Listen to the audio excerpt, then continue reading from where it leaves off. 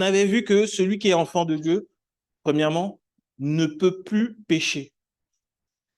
Ne peut plus pécher. On avait fait la distinction entre le péché et la mauvaise conduite de l'enfant de Dieu. La mauvaise conduite d'un enfant de Dieu, ça ne fait pas de lui un pécheur.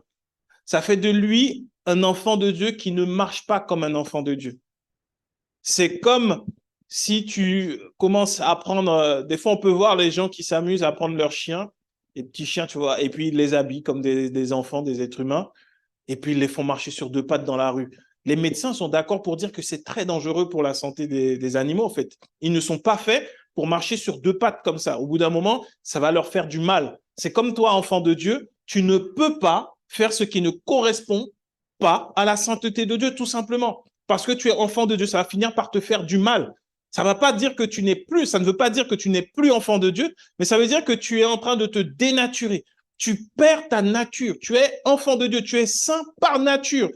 Ce ne sont pas tes œuvres qui font que tu es saint, mais c'est le fait que tu sois enfant de Dieu. Et donc, le péché n'a plus de pouvoir sur toi. Et on avait vu que le véritable péché, c'était celui de se remettre sous la loi. C'était d'être sous la loi. Quand tu es sous la loi, tu es pécheur. Quand tu veux vivre comme étant sous la loi, tu es pécheur. Et on rencontre aujourd'hui beaucoup de personnes qui sont dans une espèce de sainteté extrême, très légaliste, mais qui, aux yeux de Dieu, sont pécheurs, malheureusement. Ce sont des pécheurs parce qu'ils sont sous la loi. Et on a vu aussi qu'on ne leur explique pas assez les lois. On avait reparlé de la loi des dîmes, il y en a plusieurs, il y en a 5, vous vous rappelez bien de tout ça. Et donc, c'est important de comprendre que tu ne peux pas te laisser accuser dans ton esprit d'être pécheur parce que tu auras fait ce qui ne correspond pas à un enfant de Dieu. Quand tu as fait ce qui est mal, tu reconnais, ah, effectivement, là, ce que j'ai fait là, ça ne correspond pas à un enfant de Dieu. Si ça touche des gens, tu demandes pardon et tu reprends une attitude d'enfant de Dieu. Sans forcer, sans effort. Parce que Dieu est au-dedans de toi. Et toi-même, tu ne te sens pas à l'aise. Tu vois, le chien qui marche sur ses deux pattes, il ne se sent pas à l'aise. Il fait plaisir à son maître, mais il n'est pas à l'aise. Il ne peut pas être à l'aise parce qu'il est fait pour être sur quatre pattes. Donc vraiment, c'est ça la distinction, le pouvoir qu'on a. Et ce sur quoi on s'était arrêté, c'était dans Éphésiens 5, du verset 1 à 14. On peut reprendre Éphésiens 5, 1 à 14. On est sur la version du semeur. Éphésiens 5, du verset 1er au verset 14. Et on va relire. Donc, puisque vous êtes les enfants de Dieu bien-aimés de Dieu, vous êtes les enfants bien-aimés de Dieu, suivez l'exemple de votre Père, que toute votre vie soit dirigée par l'amour. Comme ça, comme cela a été le cas pour le Christ. Il nous a aimés et a livré lui-même sa vie à Dieu pour nous comme une offrande et un sacrifice dont le parfum plaît à Dieu. Quant à l'immoralité et aux pratiques dégradantes, sous toutes leurs formes, et à la soif de posséder, qu'il n'en soit pas même question entre vous. Ce ne sont pas des sujets de conversation pour ceux qui appartiennent à Dieu, pas plus que les propos grossiers ou stupides et les plaisanteries équivoques et inconvenants. Exprimez plutôt votre reconnaissance envers Dieu, car sachez-le bien, aucun homme qui se livre à l'inconduite, à l'impureté ou à la soif de posséder, qui est une idolâtrie, n'a d'héritage dans le royaume du Christ et de Dieu. C'est important de noter ça. C'est important. L'inconduite. C'est pour ça, c'est quand on est dans une inconduite, quand on commence à agir différemment des enfants de Dieu, il faut faire attention. Parce qu'on peut passer à côté de ce que Dieu veut pour nous. Le royaume de Dieu, ce n'est pas le manger et le boire. C'est l'amour, la paix, la joie par le Saint-Esprit.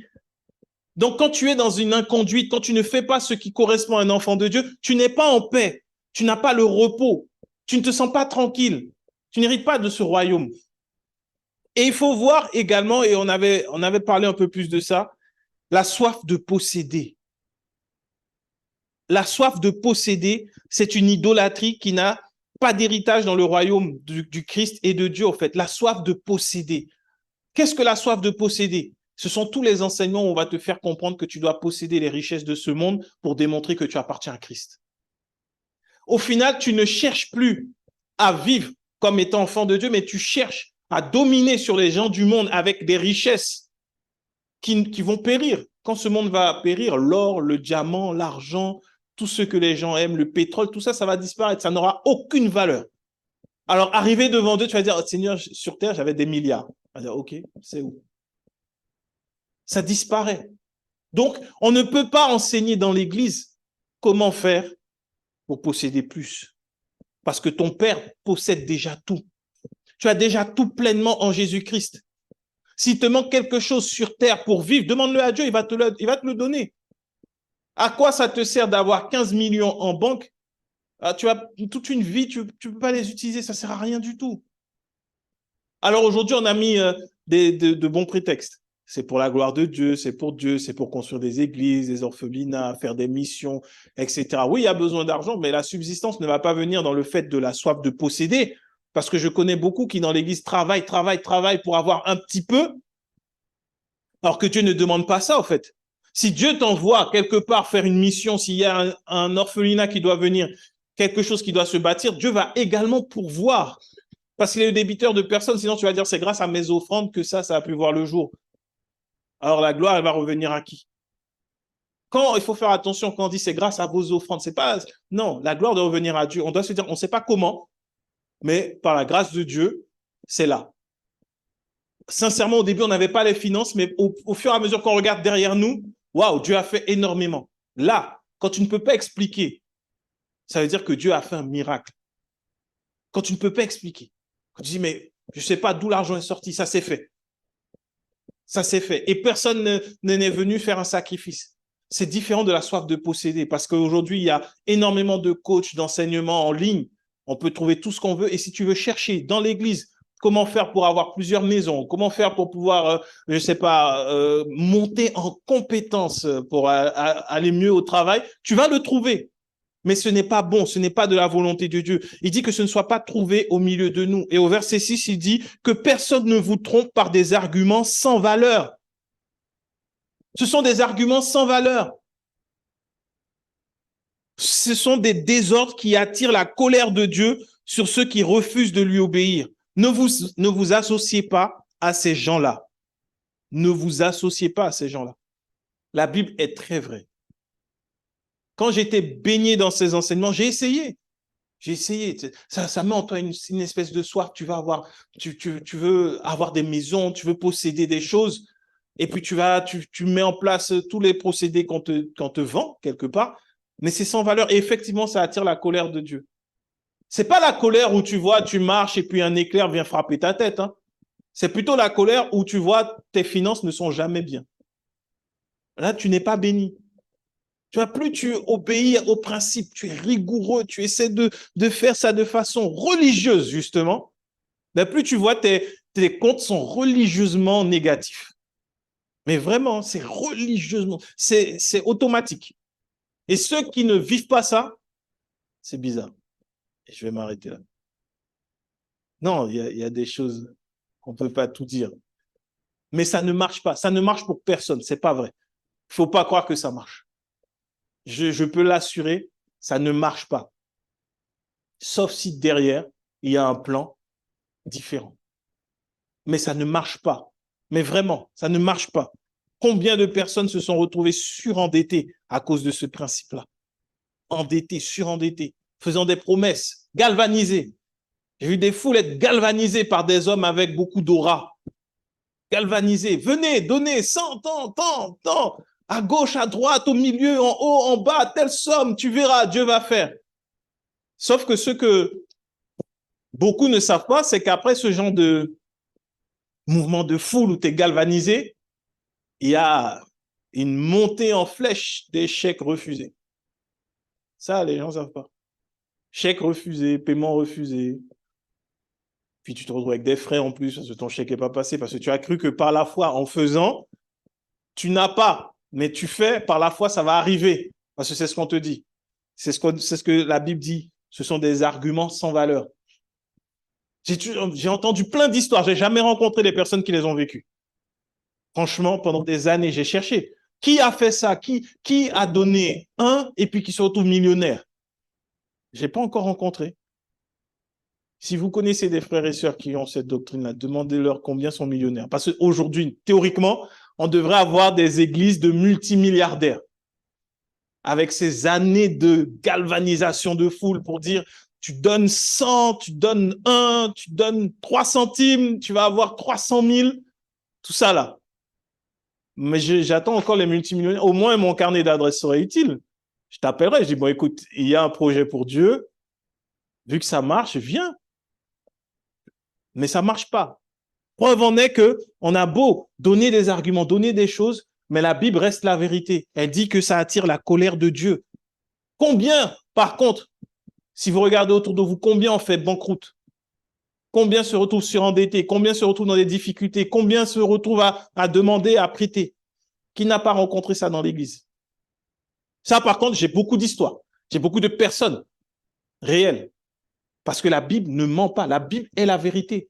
On ne peut pas mettre une partie à côté et faire ce que l'on veut et enseigner ce que l'on veut. Ce sont des arguments sans valeur qui attirent la colère de Dieu. Et ça appauvrit le peuple de Dieu. Au final, on va te vendre que tu vas devenir riche pour glorifier Dieu, mais finalement, tu deviens pauvre et Dieu n'est pas glorifié parce que Dieu est celui qui a dit « L'or et l'argent lui appartiennent. Nous sommes bénis en Jésus-Christ. Nos finances dépendent de lui. » Mais en suivant ces enseignements mensongers, au final, ça ne donne pas envie d'être chrétien. Parce que quand tu vois les chrétiens bien habillés le dimanche, mais mendiant leur pain toute la semaine, ça ne sert à rien. Ça ne donne pas envie de rencontrer ce Dieu qui te dépouille de ton pain, qui te fait ne pas payer tes factures. Ce n'est pas Dieu. Ce sont les enseignements mensongers. Ça paraît vrai, mais ce n'est pas vrai. Il faut lire la Bible. Et la Bible te dit même, Paul précise, ne vous associez pas à ces gens-là. Et si aujourd'hui tu vas voir ces chrétiens qui ont été littéralement envoûtés, tu leur dis, mais ça, c'est pas bon. Ils vont dire, arrière de moi, Satan. Ils vont te dire, sors parce que tu n'acceptes pas. Moi, je suis soumis au manteau des pères et tout. Jamais. Ils ont été littéralement endoctrinés alors qu'à la base, c'est Christ qu'ils sont venus chercher. Mais désormais, ils ne marchent que par la recommandation des hommes. Et si tu vas et tu poses la question, je vous en supplie, si vous avez des amis qui sont comme ça, un jour, posez cette question, demandez, mais tu es disciple de qui? Sans préciser que tu veux parler de Dieu ni quoi que ce soit. Il y en a, je suis sûr qu'il y en a qui vont dire, moi, je suis disciple de mon pasteur. Ah, moi, je suis soumis à mon pasteur. C'est lui, donc je suis disciple du pasteur. Alors que la Bible nous dit de faire les nations venir à Christ, des disciples de Christ, de Jésus-Christ. Les enfants de Dieu lui ont été volés. Et des hommes aujourd'hui sont en train de s'établir comme étant les pères, alors qu'il y a Dieu le Père. Et nous devons être fiers, même pas se poser la question de dire est-ce que je suis disciple de Christ mais est-ce que je suis disciple de Christ à travers mon pasteur ou est-ce que je suis disciple du pasteur et comme lui est disciple de Christ, donc je suis disciple de Christ. Voilà comment on a changé les choses. La Bible nous dit de ne pas nous associer. C'est très dangereux au final. C'est extrêmement dangereux de s'associer et d'aller là où il y a ce type d'enseignement. Ça détruit la vie. Ça détruit des vies. Paul continue en disant, autrefois, certes, vous apparteniez aux ténèbres, mais à présent, par votre union avec le Seigneur, vous appartenez à la lumière. Comportez-vous donc comme des enfants de la lumière, car ce que produit la lumière, c'est tout ce qui est bon, juste et vrai. Comme des enfants de la lumière, efforcez-vous de discerner ce qui plaît au Seigneur. Ne participez pas aux pratiques stériles que favorisent les ténèbres, mais démasquez-les plutôt. La Bible est très claire. Ne participons pas aux pratiques stériles. Il y a tellement de pratiques qui sont stériles. L'inconduite, l'immoralité, c'est des pratiques qui ne servent à rien, elles sont stériles. Mais la quête de richesse que l'on peut voir se répandre aujourd'hui dans les églises, parce qu'il y a tel pasteur qui est millionnaire, tel pasteur est multimillionnaire. Il y a cette quête-là, ce sont des pratiques stériles. La Bible nous dit plutôt de les démasquer, de les exposer. C'est important. Les pratiques, on ne parle pas des hommes qui sont derrière, mais on parle de ces pratiques. Donc, ne pas hésiter parce que nous sommes enfants de Dieu, parce que nous avons ce pouvoir. Tu rencontres quelqu'un qui est dans ce type de pratique, il faut que ce masque tombe de ses yeux. Il faut qu'il réalise que c'est pas bon. Il faut qu'il le réalise. C'est le pouvoir que Dieu t'a donné. Tu peux démasquer ces pratiques-là parce que tu connais la vérité. Il faut le faire. Ça, c'est exprimer et manifester son amour envers son prochain. C'est pas critiquer une église, parce qu'il ne s'agit pas de critiquer une église. Il s'agit de parler d'enseignements qui ne sont pas bons, de pratiques qui ne sont pas bonnes, de pratiques, peu importe l'église, peu importe la dénomination. Si les pratiques ne sont pas bonnes, il faut les démasquer. Car tout ce que ces gens-là font en cachette est si honteux qu'on n'ose même pas en parler. C'est vrai. Mais quand ces choses sont démasquées, leur véritable nature paraît à la lumière. Or, ce qui paraît à la lumière est lumière. De là viennent ces paroles. Réveille-toi, ô toi qui dors, relève-toi d'entre les morts. Le Christ fera lever sa lumière sur toi. Quand c'est exposé, quand c'est démasqué, tu sors des ténèbres. Tu viens à la lumière et tu commences à agir comme la lumière. Quand j'ai compris, quand avec mon épouse, on a compris que notre perception de la dîme n'était pas bonne, notre façon de faire la dîme n'était pas bonne, on a commencé à la faire comme étant la lumière, à faire la dîme comme étant réellement une action de grâce envers Dieu et non pas comme étant un moyen de sécuriser ses finances et d'attirer plus de bénédictions parce que ce n'est pas possible. Nous sommes bénis à un niveau de bénédiction impossible à atteindre encore en Christ, de toutes les bénédictions qui puissent exister. Donc, c'est juste pas possible. Et tu commences à agir comme ça dans la lumière. Quand j'ai compris que je n'avais plus à lutter contre des démons la nuit, le matin ou à midi ou à quel moment, j'ai commencé à avoir une paix extraordinaire et à pouvoir dormir en paix, à retrouver des rêves simples. Parce qu'à force de confidence, quand tu crois que tu dois lutter non-stop face à des démons, tous tes rêves deviennent des révélations. Et derrière, tu dois discerner quel esprit méchant est caché derrière ce rêve. Tu te vois marcher dans une forêt, tu te promènes, tu as vu un papillon, tu as vu passer un serpent. Ah, il y a quelque chose à comprendre. Ça n'a peut-être rien à voir avec ton enfance, ou pour ma part, j'ai grandi en Guyane, il y a des serpents, il y a des forêts, il y a des papillons. Peut-être que c'est juste un rêve qui me rappelle des souvenirs de mon enfance, en fait. Mais quand tu dois chasser les démons tout le temps, tu te lèves, tu as fait le rêve, tu te réveilles à minuit et puis tu commences à prier, chasser des démons. C'est juste un rêve. Et la Bible dit même quelque part qu'il est vrai que les songes viennent de la multitude d'activités de la journée. Des fois, ce que tu as fait la journée, tu vas refaire un rêve qui va venir. Et des fois, analyse un peu les rêves. C'est juste ta journée que tu revois en rêve. Mais comme le rêve, ce n'est pas la réalité que tu maîtrises, donc ça peut être un peu masqué différemment. Mais il faut comprendre que tu n'as plus à te battre contre les démons, ou même les démons. Donc, c'est très subtil de comprendre ça. Tu commences à agir comme étant dans la lumière. Quand tu es dans la lumière, tu n'as plus peur des ténèbres. Quand tu es dans la lumière, tu n'as plus peur du péché. C'est la peur du péché qui font que beaucoup pêchent. C'est paradoxal. Parce que tu as peur de tomber dans le péché, ça obsède tes pensées et ce que tu crains, c'est ce qui t'arrive. Mais quand tu es libéré de la crainte du péché, tu n'as plus peur. Et donc, tu peux agir comme étant dans la lumière, tu peux agir avec amour vis-à-vis de ton prochain. Combien de personnes se sont retrouvées à la rue, expulsées des églises, parce que l'église avait peur d'être contaminée, parce que la personne avait fait ce qui était mal. J'ai beaucoup d'histoires tristes également. Les gens chassés de l'église, mis de côté, parce qu'ils ont mal agi.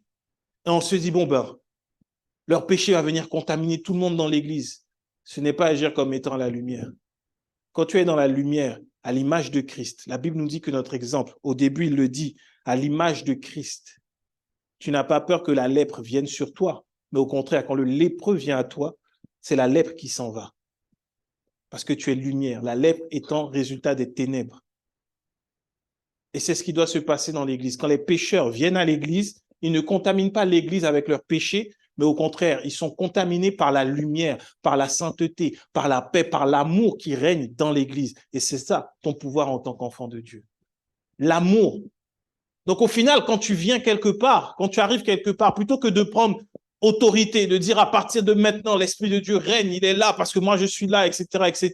Et puis tu vas le matin très tôt, tu fais l'onction d'huile sur tous les bureaux de tes collègues pour qu'il n'y ait aucun esprit de colère. Tu fais sur l'ascenseur, dans l'escalier, le sous-sol. Histoire vraie, je connais des gens qui ont fait ça. Ils arrivaient tôt le matin au travail. Et puis, l'onction d'huile partout. Finalement, ils ont été virés. En plus, c'est vrai. Ah, Seigneur. Au final, ça ne marche pas. Mais tu as fait ça. Tu as fait l'onction d'huile partout, partout. Et Au lieu de faire ça, tu arrives, tu dis, bon Seigneur, merci parce que maintenant l'amour est arrivé dans ce lieu. Parce que maintenant l'amour est arrivé, l'amour qui correspond à Christ. Et donc tu vas voir que quand tu arrives, bizarrement, tout le monde vient te parler, tout le monde vient t'exposer ses problèmes. Ou sinon, les cas les plus compliqués, ils viennent pour toi. Tu dis, mais pourquoi c'est à moi? Moi, je viens d'arriver dans la boîte. Pourquoi c'est moi qui ai le dossier le plus compliqué? Parce que l'amour doit faire quelque chose là. Pourquoi à chaque fois les gens qui sont en colère, c'est à moi qui viennent parler? Parce que toi, tu as de l'amour. Et donc, cette colère va être apaisée par l'amour qui est en toi. C'est ça quand tu arrives quelque part. Quand tu vas quelque part, quand tu es partout où tu es au final, que tu sois dans les transports, que tu sois au supermarché, quel que soit l'endroit où tu es, tu as ce pouvoir, tu as cette autorité que Dieu t'a donnée qui se manifeste par l'amour. On va se dire, mais pourquoi lui, il est le seul qui ne juge pas dans l'entreprise? Pourquoi il est le seul là qui ne condamne pas? Pourquoi il est celui qui va toujours essayer de comprendre les autres? Parce que tu vas commencer à régner par l'amour, le véritable amour. Et pour ça, on va regarder ensemble, on va regarder ce que Paul dit dans Corinthiens, chapitre 13. C'est important. On va regarder même un peu avant, en Corinthiens 12, le verset 31, la version du semeur, du verset 31, et après on va aller sur le chapitre 13. En Corinthiens 12, verset 31, qui nous dit « Aspirez aux dons les meilleurs. Pour cela, je vais vous indiquer l'approche par excellence. » On s'arrête là 2 secondes. Dans 1 Corinthiens 12, c'est là que Paul parle des manifestations de l'esprit, le don, les dons spirituels. Ce qu'on connaît sous les dons spirituels, le don de prophétie, le don de faire des miracles. Paul parle de ça. Il leur explique que nous sommes un corps et que nous sommes interdépendants les uns des autres et que tout le monde doit fonctionner pour l'édification de ce corps. Et après, il leur dit, aspirez aux dons les meilleurs.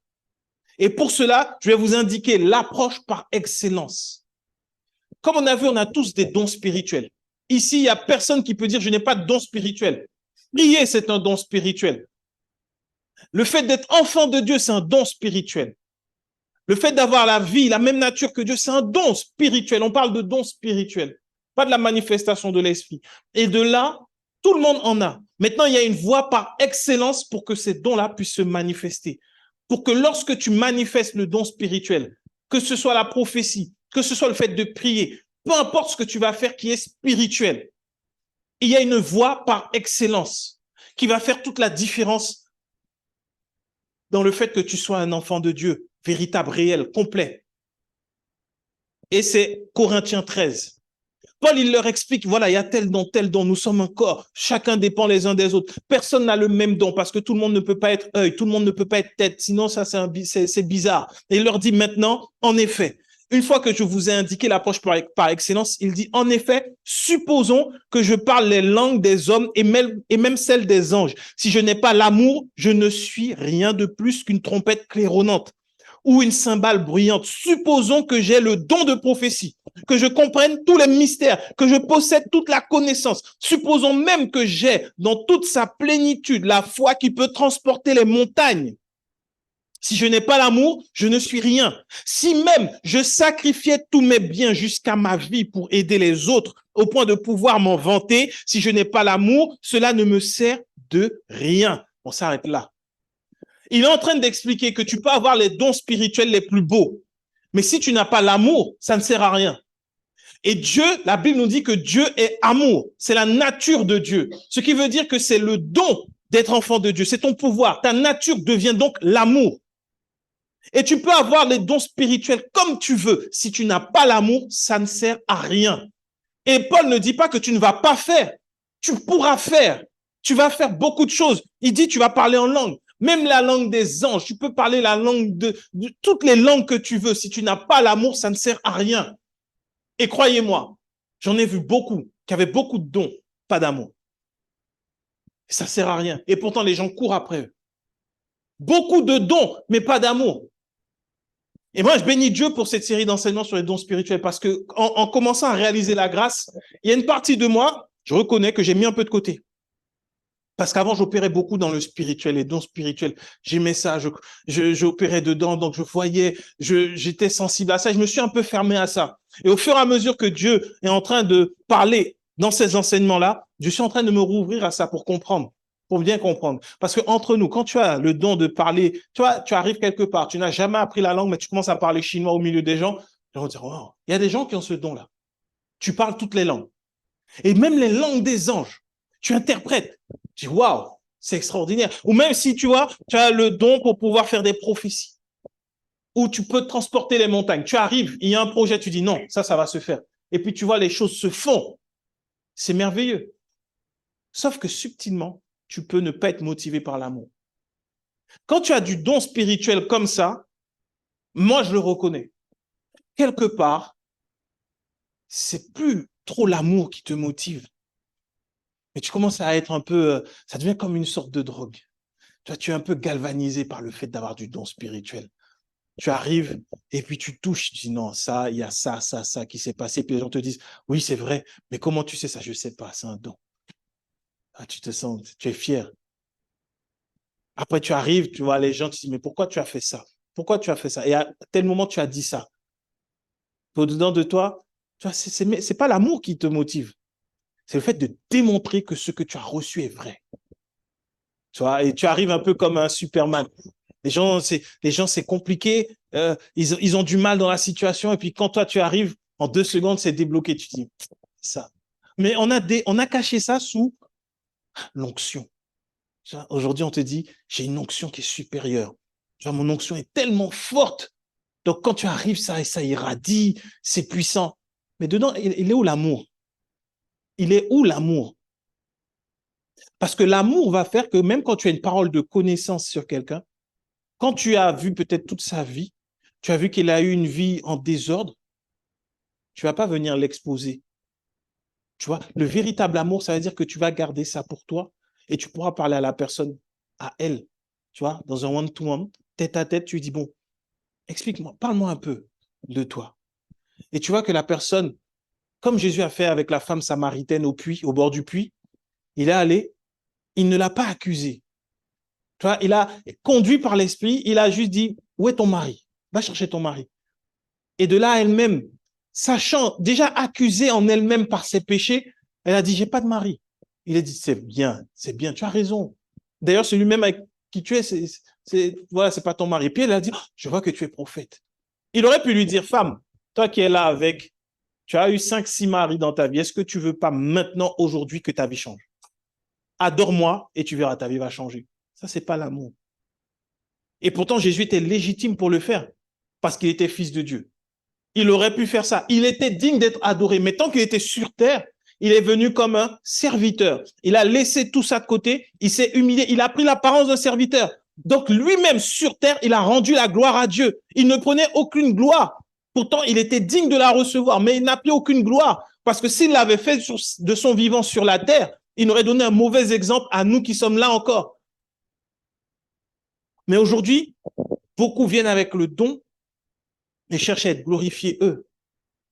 Ils cherchent à recevoir les honneurs.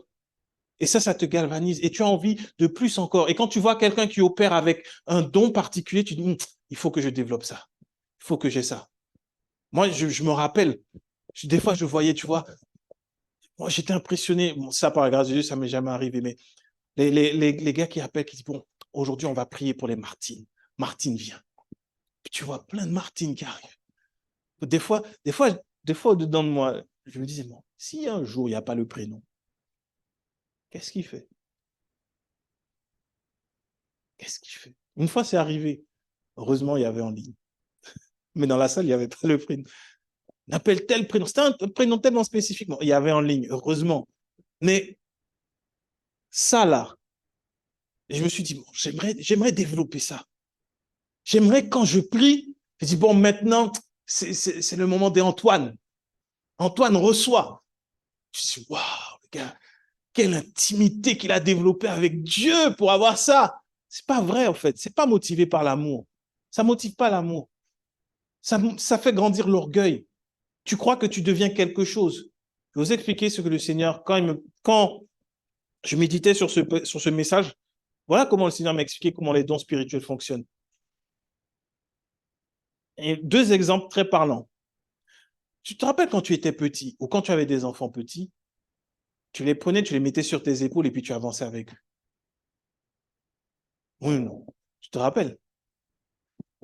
Et tu allais à gauche, à droite, tu marchais avec l'enfant. Si tu demandes à l'enfant où tu es allé, l'enfant va te dire, ah ben aujourd'hui avec papa, on est allé au supermarché, on est allé là, on a fait ci. Lui, il était sur les épaules de papa. Qui est allé réellement? Est-ce que c'est l'enfant ou est-ce que c'est papa? C'est le père. L'enfant était juste porté. Mais au final, l'enfant dit, on est allé. Et c'est pareil quand il y a un don spirituel, c'est Dieu qui opère. Toi, tu es juste porté par Dieu. C'est pas toi qui fais, tu décides pas au final. Donc, tu es porté comme ça. Dieu t'apporte, il t'amène, il t'amène. Mais l'enfant qui est petit, qui ne peut même pas, il va dire oui, on a fait. Et le deuxième exemple, c'était, je me rappelle quand j'étais petit, une fois, mon père m'a mis sur ses genoux dans la voiture. Une vieille, je ne savais pas conduire. Je devais avoir 6 ans, 7 ans, je ne sais plus. Je ne savais pas conduire. J'allais 504. Donc, vraiment, je ne savais pas conduire. Et il me dit, bon, tu vas conduire. Mais il m'a mis sur ses genoux, il m'a fait tenir le volant. Mais c'est lui qui a les pédales. Mais à l'époque, moi, je ne sais pas. C'est lui qui gère les vitesses. Et moi, je tiens juste le volant. Et puis, il a avancé, il a accéléré, il a reculé, il a fait des trucs. Dans ma tête, j'ai conduit. C'est moi qui ai conduit. Je tenais le volant, c'est moi qui ai conduit. Le don spirituel, c'est pareil. C'est Dieu qui te prend sur ses genoux. Même si toi, tu viens, tu poses la main sur la personne, c'est Dieu qui a libéré la puissance de vie. C'est lui qui a opéré. C'est lui qui a fait. Maintenant, qu'est-ce qui fait que tu vas dire que, oui, avec papa, nous avons conduit la voiture ou nous sommes allés là ou là? Qu'est-ce qui va faire ça? L'amour que tu as pour ton père. Tu vas dire, oui, aujourd'hui, si tu es honnête, tu vas dire, papa m'a pris sur ses épaules et puis on est allé là. Papa m'a fait conduire aujourd'hui. C'est par amour. Mais si tu n'as pas d'amour, si tu manques d'amour ou si c'est un peu d'orgueil, quand tu arrives auprès des copains, tu dis, ah non, mon papa, il m'a fait conduire ce week-end. Ah, j'ai pris la voiture, je suis monté à 20 km/h. Tu sais pas, c'était fou. Et puis à un moment, j'ai tourné le volant, il y avait un virage. Tu vois, tu sais, c'est moi. Ce que tu fais auprès de tes copains, moi, j'étais content, j'ai conduit. Mais ça, tu manques d'amour. L'amour va faire que, en fait, tu reconnais que c'est papa qui a fait. Et toi, tu étais là et il t'a utilisé. Quand tu fais tout par amour, au final, le don, il se manifeste pleinement. Et Dieu continue de t'utiliser. Il va continuer de t'utiliser. Mais quand tu viens, que tu reçois des choses et que c'est spirituel, il faut que ce soit délivré sur la base de l'amour, pas sur la base de je veux être glorifié, pas sur la base de ton orgueil, pas pour que les gens soient impressionnés parce que tu as trouvé exactement la situation, pas parce que tu es tombé sur la parole exacte que la personne avait besoin. C'est pas toi, c'est Dieu qui fait. Tu es juste porté sur ses épaules à ce moment-là. Et la Bible dit bien que la voie par excellence, l'approche par excellence des dons spirituels, on la voit au verset 4, l'amour est patient. Tu as un don spirituel, tu as une parole de révélation. Tu sais que cette personne-là, son problème vis-à-vis du péché, vis-à-vis de telle situation, elle a besoin de recevoir la parole. Tu viens, tu donnes une parole, la vie ne change pas. Tu dis pas, bon, voilà, Dieu m'avait inspiré, Dieu m'a montré, j'ai parlé à Jean-Philippe et Jean-Philippe n'a pas écouté. Bon, maintenant, je remets entre les mains de Dieu. Moi, j'ai fait ma part. L'amour est patient.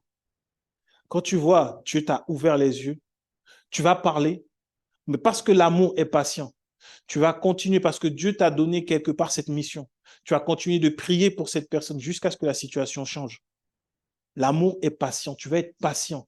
Tu sais quel est le problème. Donc, dans la prière, tu vas te mettre à genoux. Une fois que tu es venu, d'ailleurs, des fois, ça ne veut même pas dire d'aller voir la personne, mais tu te mets à genoux et tu commences à prier jusqu'à ce que la situation change.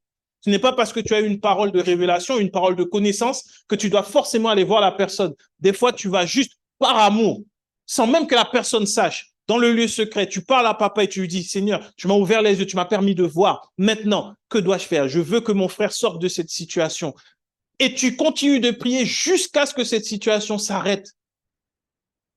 Et si Dieu te dit d'aller lui parler, tu iras lui parler, mais tu continueras jusqu'à ce que ça s'arrête, parce que l'amour est patient. Ne dis pas, ah, mais non, je lui avais parlé et il a fait exactement le contraire. Maintenant, moi, je laisse tomber, je remets, je recommande la grâce de Dieu, c'est fini. J'en ai vu beaucoup avec beaucoup de dons spirituels qui avaient cette attitude-là. Ce n'est pas l'amour. Il n'y a pas de patience. Ils disent, bon, à ce niveau-là, on ne peut plus rien faire, on recommande à la grâce de Dieu, c'est fini. Non, l'amour est patient. Il est plein de bonté.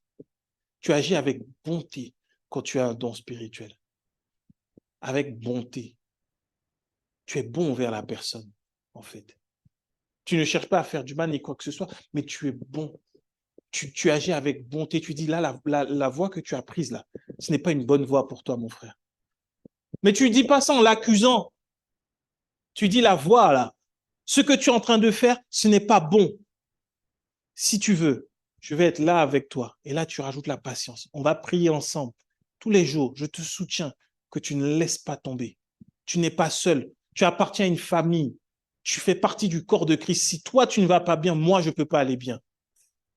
Donc, je vais agir envers toi avec bonté. C'est ça, agir avec bonté. Parce que des fois, j'ai entendu que la bonté, c'est oser faire à la personne, en gros, quelque chose, ça va être bon pour toi. Ça va peut-être te faire mal, mais au moins, à partir de là, tu vas comprendre. Parce que j'ai vu des gens être mis de côté. Non, mais c'est bien qu'il soit isolé. C'est bien comme ça, il va comprendre, il va grandir. C'est pas vrai. Nous sommes dans un corps.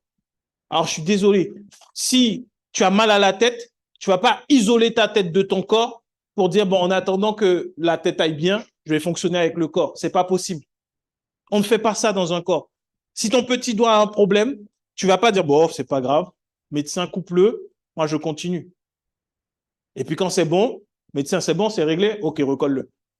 C'est ce qu'on fait parfois dans les églises avec ceux qui ont des difficultés, alors qu'on a le devoir d'agir avec bonté. Tu as le don d'encourager, tu as le don d'exhorter. C'est un don que Dieu donne aussi. Alors fais-le, continue, sois patient, jusqu'à ce que la personne sorte. Et à la fin, la gloire ira à Jésus-Christ, parce que toi, tu n'auras pas pu le faire avec tes propres efforts. Si c'est pour nous, c'est comme avec... c'est rapide. C'est pour moi, tous les gens qui ont des problèmes, aujourd'hui, ton problème est fini. Mais ça ne marche pas comme ça. Avec patience, avec bonté. L'amour n'est pas envieux. Tu n'envies pas. Parfois, tu as des dons spirituels et puis le Seigneur te donne une parole pour ton frère, ta sœur, et tu le vois évoluer sur la base de cette parole. Tu dis, mon Seigneur, moi, tu m'as oublié. C'est moi que tu as envoyé lui dire qu'il aurait une maison et moi, j'ai toujours pas de maison. C'est quoi? Ça, c'est pas l'amour. Quand tu fais avec amour, tu te réjouis pour ton frère. Tu te réjouis pour ta sœur. C'est vrai. Je me rappelle quand, des fois, je priais, ça m'est arrivé, à 2 fois, je me rappelle de prier pour des personnes qui avaient des problèmes avec des lunettes. Comme moi, j'ai des lunettes. Je suis allé, j'ai prié pour elles. Il y en a, les deux ont été guéris. Au-dedans de moi, je dis, bon, Seigneur, franchement, en plus, la mutuelle ne rembourse pas bien. Cette histoire de lunettes, Seigneur, c'est bon, quoi. Et puis, tu essaies par la foi, tu dis, bon, à partir de maintenant, sans lunettes. Arrivé à la fin de la journée, tu dis, bon, Seigneur, finalement, comme j'ai un peu mal à la tête, parce que j'ai pas mes lunettes, tu les remets. Mais en fait, quand tu le fais vraiment rempli d'amour, tu n'as même pas cette réflexion-là. Tu te réjouis pour ton frère. C'est là la différence de l'amour. Le don spirituel doit être rempli de cet amour-là. Il ne cherche pas à se faire valoir. Je l'ai déjà dit, j'ai déjà expliqué. Pas parce que tu as un don spirituel que la lumière doit être sur toi, au contraire. La lumière doit être sur Christ. On ne doit pas dire, ah oui, voilà le prophète, non. On doit dire, waouh, le Seigneur est beau, il a fait de belles choses. Le Seigneur a opéré. Et ça, c'est la responsabilité de celui qui a le don. Tu as de l'amour envers ton prochain, mais également pour ton Dieu. On doit sortir de là en disant, waouh, Dieu a fait, Jésus a fait, Jésus est vivant, la Bible est réelle. On oublie l'homme et on ne parle que de celui qui a donné. Il ne s'enfle pas d'orgueil. Il ne s'enfle pas d'orgueil. Quand tu as l'amour réellement, ce n'est pas parce que tu as un don de prophétie, un don particulier, que tu dois être enflé d'orgueil. Tu dois être humble, simple. Aujourd'hui, Nous sommes tous sous l'onction de Christ dans l'Église. Je ne cesse de le dire. Un orgueil se répand dans les églises. C'est mon onction personnelle qui fait que. C'est terrible. Ça détruit. C'est de l'orgueil. Tous ceux qui sont sous mon onction sont protégés. C'est faux. Aucun homme n'a donné sa vie. Il n'y a que Jésus qui a donné sa vie. Donc, là où tu es, si tu entends quelqu'un qui dit ça, pars de là, fuis rapidement. Fuis parce que tu vas être exposé à des coups que tu ne t'attendais même pas. Tu ne connaissais pas ces problèmes avant dans ta vie, mais comme tu t'es mis sous l'onction de l'homme, eh bien, tu reçois également de l'homme. Tous ces problèmes, tous ces défis dont il ne va jamais te parler. Mais rassure-toi, tu vas les vivre. Parce que tu n'es plus sous la protection de Christ, mais tu reçois de l'homme. Donc, cet orgueil-là, tu vas développer de l'orgueil. Tu vas développer de l'orgueil. Tu ne vas plus être humble et simple. Donc, évitons ce genre de choses. L'amour, il ne fait rien d'inconvenant. Il ne cherche pas son propre intérêt. Il ne s'aigrit pas contre les autres. Il ne trame pas le mal. L'injustice l'attriste. La vérité le réjouit. En toute occasion, il pardonne, il fait confiance, il espère, il persévère. C'est avec un cœur rempli de ça que tu vas opérer sur les dons, avec les dons spirituels. Rempli de cet amour-là. Regardons comment Jésus, lui, a opéré avec l'amour et dans les dons spirituels. À plusieurs reprises, on voit dans la parole qu'il est écrit « Jésus ému de compassion ». À ce moment-là, le Saint-Esprit en lui remplissait son cœur d'amour. Quand il a vu que les gens pleuraient par rapport à Lazare, que les gens étaient tristes, que les gens ne savaient plus quoi faire, Lazare était mort, ému de compassion, Lazare a été ressuscité. À plusieurs reprises, Jésus était rempli d'amour. Il n'opérait pas juste dans les dons, mais ce qui ressort, c'est que Jésus a glorifié Dieu. Les gens recherchaient Jésus-Christ à cause de l'amour qu'il dégageait. Aujourd'hui, le plus grand don que tu puisses avoir en tant qu'enfant de Dieu, c'est la nature de Dieu et tu es amour, comme lui, il est. Tu vas tout pardonner. On te fait du mal, c'est pas grave. Jésus, lui, il est mort. On lui a tout fait. Moi, je peux tenir encore. Je pardonne et je prie même pour mes ennemis. C'est ça le pouvoir d'un enfant de Dieu. C'est ça le pouvoir que Dieu te donne. Le pouvoir d'aimer. Aujourd'hui, les hommes ne savent pas ce que c'est aimer. Et je ne parle pas d'aimer comme dans les films. Non, je ne parle pas des films d'amour ou l'amour, de l'amitié que tu vois à la télé. Ça, c'est du cinéma. Les hommes ne peuvent pas démontrer le véritable amour tel qu'il est décrit là. Oh, il m'a parlé, il me parle. Ah, il m'aime. Ah non, il a mal agi. Maintenant, je ne l'aime plus. Ça, c'est la cour de récré. Aujourd'hui, quand tu aimes, c'est comme Jésus. Qu'on te parle bien, qu'on te parle mal, tu aimes. Qu'on soit reconnaissant envers toi, qu'on ne soit pas reconnaissant envers toi, tu aimes. Tu ne cherches pas ton intérêt. L'amour, c'est pas donnant-donnant. L'amour, c'est donnant. C'est donnant. Et si on se retrouve dans une relation de couple, par exemple, les deux donnent, l'amour est glorifié. Christ est glorifié. Ah non, mais parce qu'il n'a pas fait ça pour moi, moi, je ne le ferai pas. Souvent entre frères et sœurs. Ah non, non, pourquoi c'est à moi encore de débarrasser? Hier soir, c'est moi qui l'ai fait. Et pourquoi mon frère, pourquoi ma sœur ne peut pas le faire? C'est pas cet amour-là. On ne parle pas de ça. Ok, tu peux pas. Moi, je le fais. Cet amour est alimenté par l'Esprit de Dieu en toi. Il n'est pas alimenté par ce que les autres font. C'est là la différence avec l'amour du cinéma. L'amour que nous avons vient directement du Saint-Esprit. Car le fruit de l'Esprit, c'est l'amour. Et quand l'Esprit de Dieu est en nous, cet amour-là, il est alimenté continuellement par notre relation avec le Père. Parce que le Saint-Esprit nous rappelle que nous sommes enfants de Dieu. En nous-mêmes, nous crions Abba Père. Et cet amour est une source. C'est pour cela que la Bible te dit de garder ton cœur, de te protéger, de ne rien laisser venir faire que cette source d'amour en toi soit tarie ou s'arrête. Ne laisse pas que l'attitude de quelqu'un fasse que la source arrête de couler en toi. Ne laisse pas que les blessures des épreuves de la vie fassent que cette source arrête de couler en toi. La source de l'amour ne se tarit point parce que Dieu ne va pas arrêter d'aimer. La preuve, il nous dit de regarder à Jésus-Christ. Et Dieu, quand il a voulu vaincre le diable, il a utilisé ce don merveilleux qu'est l'amour. Jean 3,16 nous le dit, car Dieu a tant aimé le monde qu'il a donné son Fils unique. Par amour, il a donné le don de la vie, le don de la liberté. Nous l'avons reçu par amour. Et c'est ce même amour-là que Dieu nous demande d'avoir lorsque nous opérons avec les dons spirituels en tant qu'enfant de Dieu. C'est ce pouvoir-là que tu as désormais. Tu ne peux plus laisser même tes émotions faire que la source de l'amour arrête de couler en toi. Ce n'est pas parce que tu es en colère que tu vas cesser d'aimer. Si tu es en colère, tu te tournes vers Dieu, tu lui dis, moi, je veux plus de cette colère. Je veux que ce soit l'amour, ce même amour-là. Et tu continues de donner l'amour autour de toi. Peu importe ce qui se passe, l'amour ne doit pas arrêter de couler quand tu es enfant de Dieu. Et quand cet amour coule, tu verras que la guérison, tu verras que les paroles de prophétie, tu verras que n'importe quel don spirituel peut se manifester à l'image de Christ. Parce que premièrement, tu es conscient que tu es enfant de Dieu et que tu as ce pouvoir, c'est celui d'aimer. Les hommes n'ont pas ce pouvoir-là. Ils ne peuvent pas aimer. Ils ne peuvent pas, ils ne savent pas. Tant que tu n'as pas Christ, tu ne sais pas c'est quoi aimer. Tu ne peux pas aimer tant que tu n'as pas Christ. Il faut que ce soit Christ en toi, au-dedans de toi, dans ton cœur, qui te fasse aimer. C'est Christ qui va te faire passer là où tout le monde passe sans s'arrêter. Mais parce que Christ va te saisir par son amour, tu vas t'arrêter, tu vas remarquer ce que les autres ne remarquaient pas et tu vas agir avec amour sans chercher à être glorifié derrière. Sans prendre un portable et montrer sur les réseaux sociaux que tu donnes à manger à des pauvres. Tu n'as pas besoin de ça. L'amour que tu vas manifester, ce ne sera pas un amour que tout le monde va glorifier.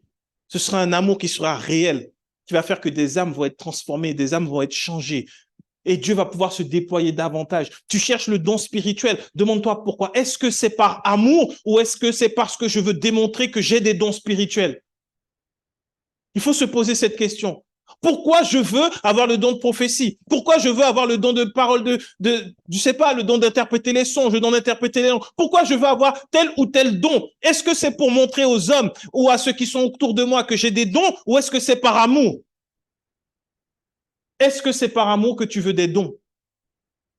C'est bien de vouloir des dons, de vouloir prophétiser. Mais si ta prophétie n'est pas remplie d'amour, elle ne sert à rien. C'est ce que dit Paul. Si tu viens et tu fais un miracle, ça ne sert à rien si c'est pas rempli d'amour.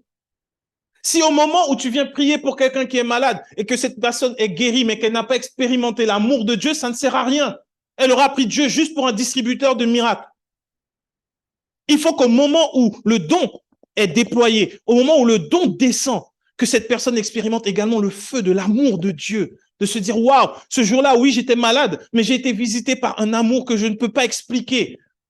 À ce moment-là, j'étais par terre, mais j'ai été relevé. La personne va même oublier qu'il y avait une parole de connaissance, mais elle va juste se rappeler que Dieu m'a aimé ce jour-là et il m'a tendu la main. C'est ça, quand tu es rempli d'amour et que tu as un don spirituel. C'est pour ça, tous cherchent des dons.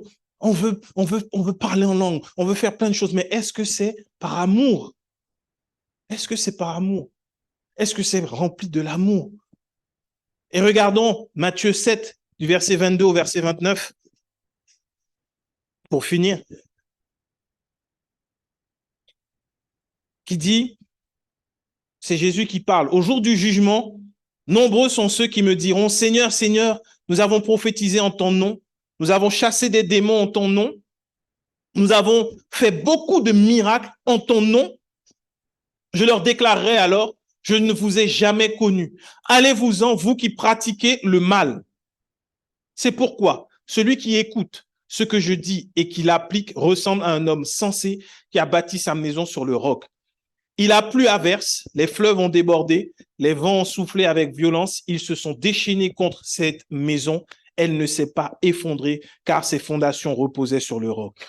Mais celui qui écoute mes paroles sans faire ce que je dis ressemble à un homme assez fou.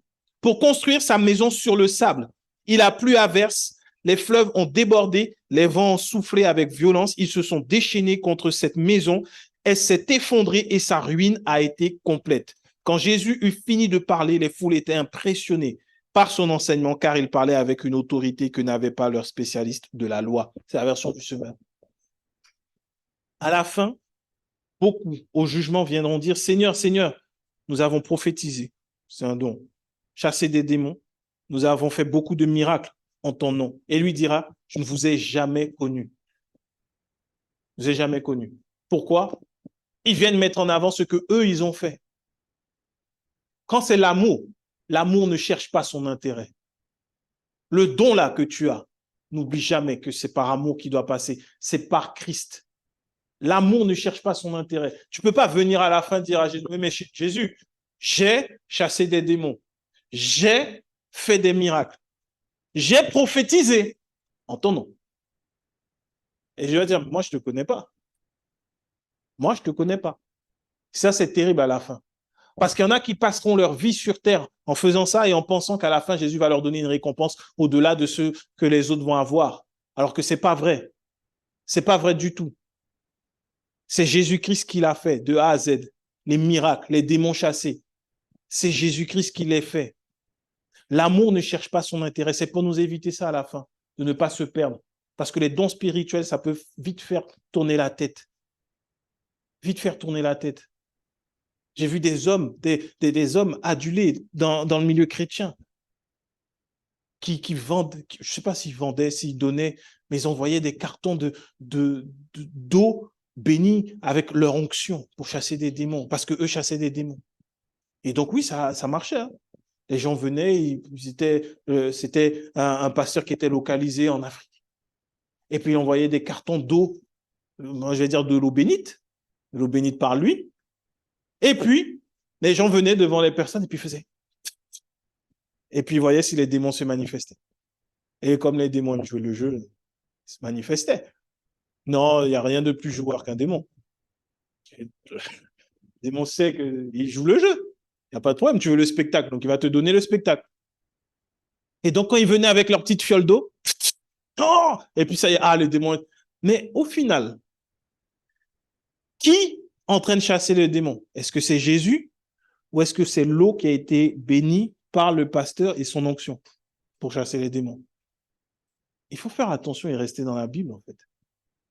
Parce que la personne va dire, non, mais ils ont utilisé l'eau mointe ou l'huile ou je ne sais pas, le parfum, je ne sais pas ce qu'ils ont utilisé, mais c'était tel pasteur. Je t'assure, tu utilises ça, les démons, ils fuient. Devant un homme. Alors que la Bible nous dit de A à Z que c'est Jésus qui les a vaincus. Et les gens vont opérer en disant, nous avons chassé, nous avons fait ça, nous avons fait ça. Jésus, on a travaillé pour toi, mon gars. Tu es parti de la terre, nous, on était là. T'inquiète, on a chassé, on a prophétisé, on a fait des miracles. Tu nous as dit, on a fait.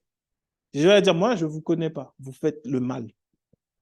Quand même, hein, il va dire, vous qui pratiquez le mal.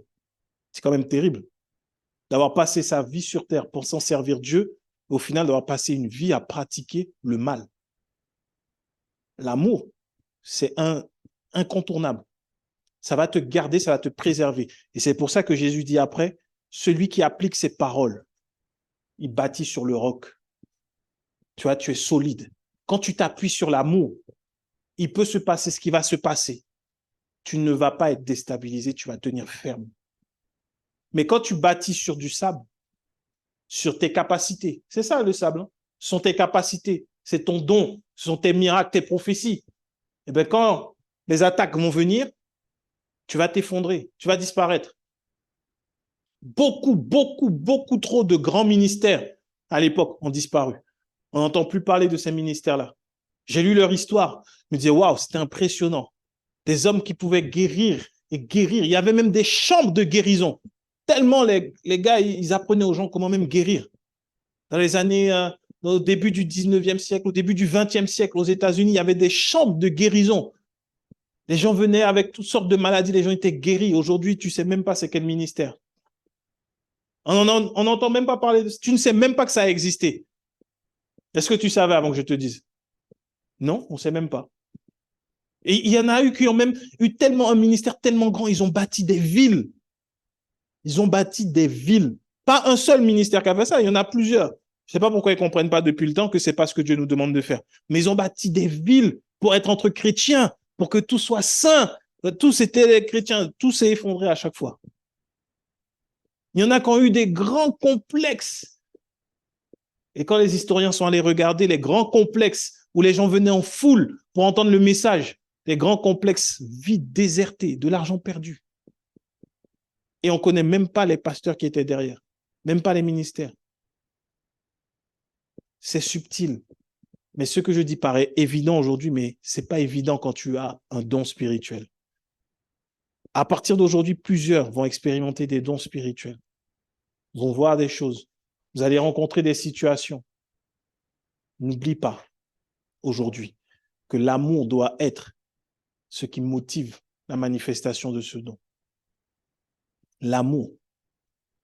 Sans l'amour, tu peux te perdre et en plus, tu n'es rien. Ce serait dommage qu'après avoir œuvré, avoir donné sa vie sur terre à Christ, qu'il nous dise « Je ne te connais pas, toi qui as fait le mal », alors que pour toi, tu faisais du bien.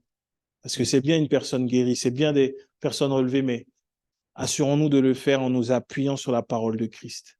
Ne cherchons pas notre intérêt. Soyons humbles. Soyons remplis d'un amour véritable. On peut voir les gens faire beaucoup de choses. Si c'est fait avec ou sans amour, moi, je ne peux pas le dire. Dieu seul qui sait.